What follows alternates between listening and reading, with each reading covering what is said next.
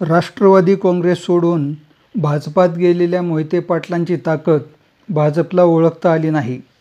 मोहिते पाटील राजकीय संकटात आहेत, अडचणीत आहेत आणि आपण जे सांगू ते करतील, आपण जसे वागवू तसे वागतील, असा गैरसमज भाजपातील दिग्गज नेत्यांनी करून घेतला होता.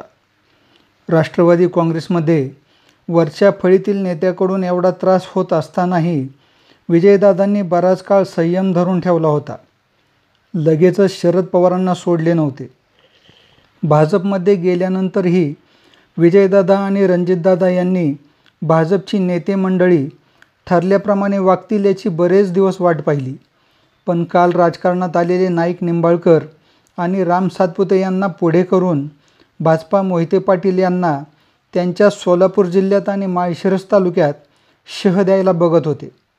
ज्यांना मोहिते पाटील यांनी निवडून दिले तेच बबनदादा, संजय मामा, जयकुमार गोरे, शहाजी पाटील यांना हाताशी धरून राजकारण शिकवायला लागल्यानंतर गप्प बसतील ते मोहिते पाटील कसले.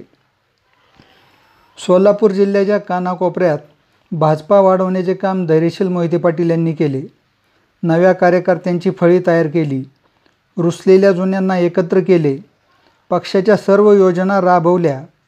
तरीही मोहिते पाटलांना साईड लाईन करण्याचे काम भाजपातून जोरात सुरू होते. संयम संपला, आता राजकारण सुरू झालं. राजकारण धुरंधर विजयदादा, डाव प्रतिडावात पटाईत असलेले जयसिंह मोहिते पाटील, तालुक्याच्या कानाकोपऱ्यावर नजर असलेले मदनदादा, दूरचा विचार करणारे रणजितदादा, धाडसी निर्णय घेण्यात पटाईत असलेले धैर्यशील भैया, त्यांना समर्थ साथ देणारे अर्जुनदादा आणि शिवबाबा एकत्र आले आणि भाजपा सोडायचा निर्णय पक्का झाला. 3 पिढ्यांचे राजकारणी एकत्र आले आणि एकाच दणक्यात भाजपाने सोलापूर जिल्हा हातातून गमावला.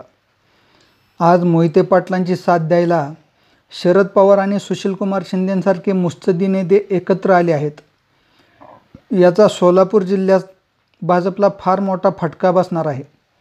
मोहिते पाटलांना डावलण्याची फार मोठी किंमत भाजपाला चुकवावी लागणार आहे. गत लोकसभा निवडणुकी अगोदर मोहिते पाटील भाजपात आल्याने महाराष्ट्रातील भाजपा सोडू इच्छिणाऱ्या अनेक नेत्यांचे मनोबल वाढले. भाजपच्या ईडीला घाबरून अनेक नेते तोंड दाबून बुक्क्यांचा मार सोसत होते. मोहिते पाटलांच्या शरद पवारांकडे येण्याने पवारांच्या पक्षात आता इन्कमिंग वाढल्याचे दिसते. एकट्या मोहिते पाटलांमुळे भाजपला संपूर्ण महाराष्ट्रात नुकसान सोसावे लागत आहे. येत्या 29 सप्टेंबर रोजी अकलूजला सोलापूरसह राज्याचे राजकारण ढवळून काढणारा कार्यक्रम होणार आहे.